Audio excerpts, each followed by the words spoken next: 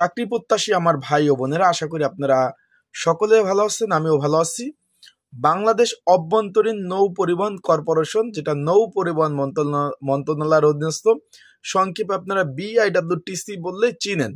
এখানে কিন্তু বড় ধরনের একটা নিয়োগ চলতেছে, যেটা আবেদন কিন্তু চলমান।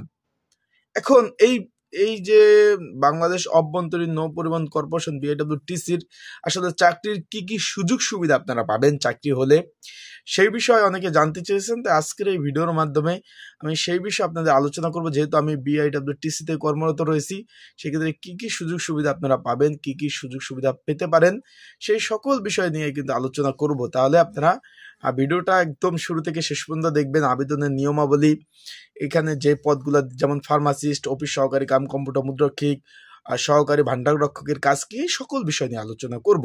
তাই ভিডিওটা শুরু থেকে শেষ পর্যন্ত দেখতে হবে। চলুন ভিডিওটা শুরু করি।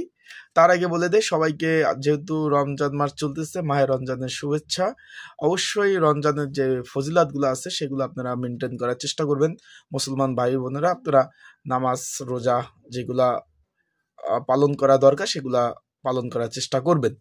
এখন যে বিষয়টা আসি আমি, যে এটা কিন্তু সরকারি চাকরি, এটা নৌ পরিবহন মন্ত্রণালয়ের অধীনস্থ একটা সরকারি চাকরি। এখন অনেকে বলছেন ভাই সুযোগ সুবিধা নিয়ে আলোচনা করেন, আমরা চলে যাই। তার মানে এখানে 3 ক্যাটাগরি পদে নিয়োগ বিজ্ঞপ্তি দিয়েছে। যেমন অফিস সহকারী cum computer operator 16 number grade, এখানে 40 জন লোক নিবে। ফার্মাসিস্ট 15 নাম্বার গ্রেড, এখানে কিন্তু আপনার এখানে 14 নাম্বার গ্রেড 4 জন লোক নিবে। সহকারী ভান্ডার রক্ষক 4 জন লোক নিবে। বিষয়বস্তুটা আপনারা বুঝতে পারছেন। এখানে আবেদন চলমান, যেটা মার্চ মাসের 24 তারিখ পর্যন্ত আবেদন চলবে। এখন এটা সুযোগ সুবিধা নিয়ে আলোচনা করি। তার আগে বলে দিই, আপনারা যারা আমার ইউটিউব চ্যানেলে নতুন, তারা অবশ্যই আমার ইউটিউব চ্যানেলটা সাবস্ক্রাইব করে রাখেন। ফেসবুক পেজ থেকে ভিডিও দেখলে ফলো করতে পারেন, লাইক কমেন্ট শেয়ার করে অন্যকে দেখার সুযোগ করে দিবেন। এখন সর্বোপরি বিষয়বস্তুটা হলো সুযোগ সুবিধা বলতে কি। এটা সরকারি চাকরি। এখানে যেমন আপনি মেন বেসিক পাবেন, ঘর ভাড়া, বাড়ি ভাড়া, শিক্ষা ভাতা, চিকিৎসা ভাতা, তারপরে এখানে শ্রান্তিক বিনোদন ভাতা, উৎসব ভাতা, পয়লা বৈশাখ, ঈদ উল আজহা, ঈদ উল ফিতর, এই যে উৎসবগুলো রয়েছে এগুলোর কিন্তু ভাতা পাবেন। তারপর আপনার যে ধরনের যে সুযোগ সুবিধা পাওয়ার যোগ্য, ধরেন আপনার সরকারি চাকরি নিয়ম অনুযায়ী যদি সরকারি চাকরি বেতন বাড়ে, এটা সরকারি চাকরি ওইরকম আপনার প্রত্যেক বাৎসরিক কিন্তু বেতন বাড়বে, ইনক্রিমেন্ট হবে, প্রমোশন পাইলে আপনার বেতন বাড়বে। তাছাড়াও যদি আপনার ধরেন সরকার পে স্কেল দিল, সেক্ষেত্রেও বেতন বাড়বে। এই নিয়ে কোনো টেনশন করার আপনাদের কোনো কারণ নাই। তাছাড়াও আপনার যেহেতু যে কোনো জায়গায় পোস্টিং হইতে পারবেন, বাংলাদেশের যে কয়টা অফিস রয়েছে, আপনি যে কোনো জায়গায় পোস্টিং হয়ে আপনি চাকরি করতে পারবেন। এখন ব্যাংক লোনের সংক্রান্ত অনেকে জিজ্ঞেস করছেন যে ভাই চাকরি থেকে এখান থেকে অফিস থেকে লোন পাওয়া যায় কিনা, অনেকে জিজ্ঞেস করছেন।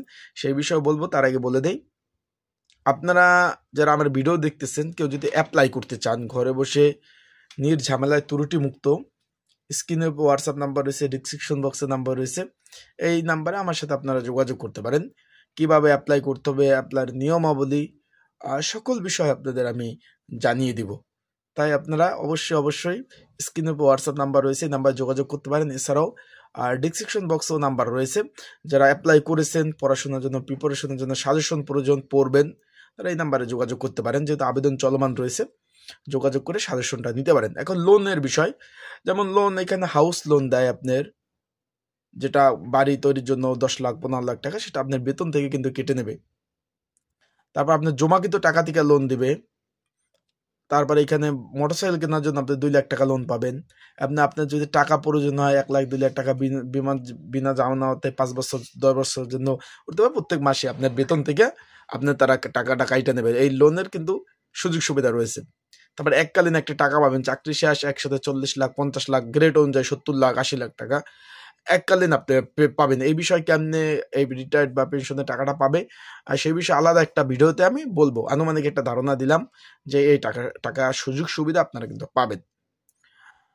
আশা করি বুঝতে পারছেন। যারা অ্যাপ্লাই করেন না এখনো করতে পারেন, যেহেতু অ্যাপ্লাই চলমান রয়েছে। পরীক্ষা কিন্তু ঢাকাতে হবে। আবারও বলে দেই ভাই, অনেকে জিজ্ঞেস করছেন যে বিভাগীয় শহরে কি পরীক্ষা হবে কিনা। বিভাগীয় শহর বলতে অনেকের বাসা বরিশাল, যে বরিশাল হবে কিনা, যেমন খুলনা বিভাগে খুলনার পরীক্ষা খুলনাতে হবে কিনা, যেমন রংপুরে বিভাগ রাজশাহীতে হবে কিনা, যেমন চট্টগ্রাম বিভাগ হবে কিনা, এরকম অনেকে জিজ্ঞেস করছেন। তাদেরকে বলবো ভাই পরীক্ষা হবে ঢাকাতে, তো ওইভাবে আপনারা যদি পরীক্ষা ঢাকাতেই দিতে আসতে হবে, ওইভাবে আপনারা প্রিপারেশন প্রস্তুতি নিতে পারেন।